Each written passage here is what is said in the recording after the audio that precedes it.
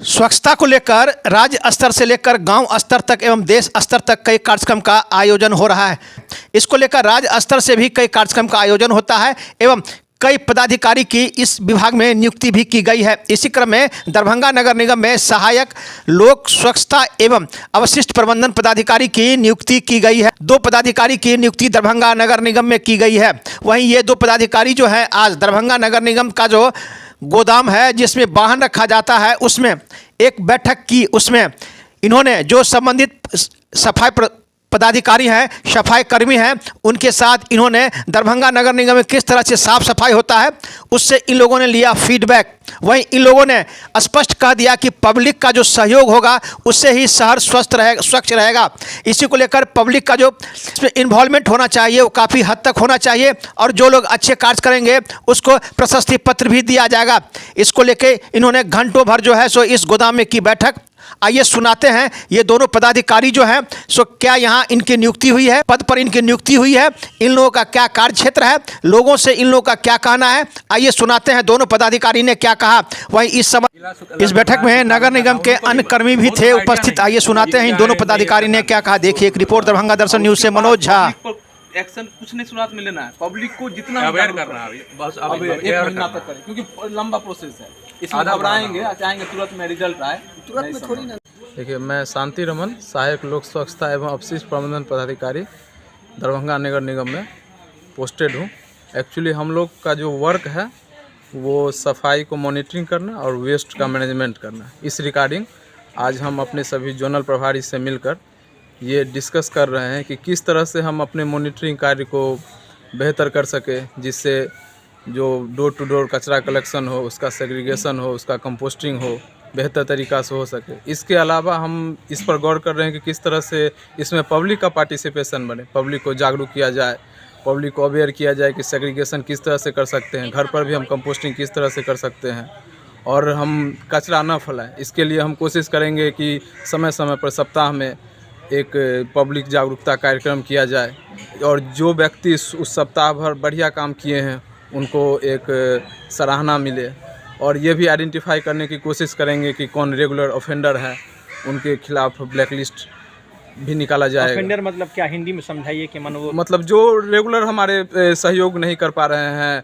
बार बार समझाने के बावजूद कचरा फेंक रहे हैं, क्योंकि जो कचरा का प्रबंधन है वो 2 दिशा में चलेगा। एक तो जो हम लोग वर्क करेंगे और दूसरा जो पब्लिक का पार्टिसिपेशन आएगा, क्योंकि बिना पब्लिक के पार्टिसिपेशन से सफाई एक सतत चीज़ है, डेली का चीज़ है। तो अगर पब्लिक गंदगी कम करेगी तो सफाई कम करना पड़ेगा और पब्लिक गंदगी कम कैसे करेगी, तो इसके लिए पब्लिक जागरूक हो, पब्लिक को मालूम होना चाहिए कि किस तरह से गीला कचरा को हम खुद ही उसका प्रबंधन कर सकते हैं। तो उसको मेरे पास आएगा ही नहीं, वो कंपोस्टिंग करे। इसके अलावा किस तरह से वो सूखा कचरा गीला कचरा को वहाँ पे डिवाइड करके हमारे गाड़ी में उसको दे, जिससे हम उसको आगे अपने फैसिलिटी पर उसको आगे प्रोसेस कर सके। तो इस तरह से अगर पब्लिक और हम दोनों मिल के काम करते हैं तो ये जो स्वच्छता जिसको हम कहते हैं स्वच्छाग्रह, जो हमारे प्रधानमंत्री माननीय नरेंद्र मोदी जी का सपना है कि हम पूरे देश में स्वच्छ भारत एक मिशन चला हुआ है, उस मिशन में किस तरह से जन भागीदारी आंदोलन इसको बनाया जाए।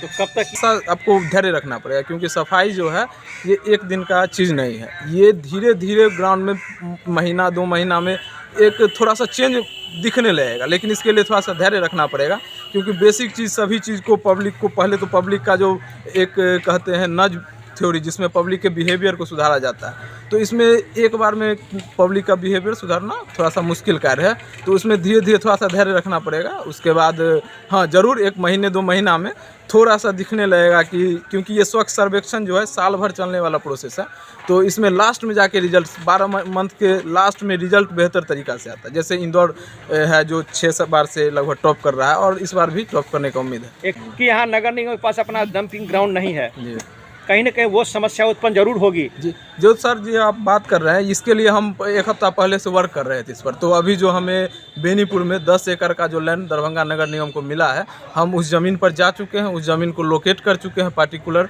उसका हम GPS मैपिंग ले चुके हैं, वहाँ का सर्वे कर चुके हैं, वहाँ से कितना डिस्टेंस है रोड का, और ये सारा डाटा हम ले चुके हैं। वहाँ पर कच्चा सड़क पहुँचा हुआ है, बगल में नहर है, तो ये सब हम पहले से डाटा ले चुके हैं और इस पर हम वर्क कर रहे हैं। इसका जो हम एस्टीमेट जो है लगभग 1 हफ्ता के अंदर विभाग को भेजने वाले हैं कि किस तरह से वहाँ पर मिट्टी भराई का कार्य हो, वहाँ पर सड़क का जो सही हम लोग कनेक्टिविटी दे सके। तो इस पर हम वर्क कर रहे हैं और आने वाले समय में ये वर्क आपको देखने को मिलेगा।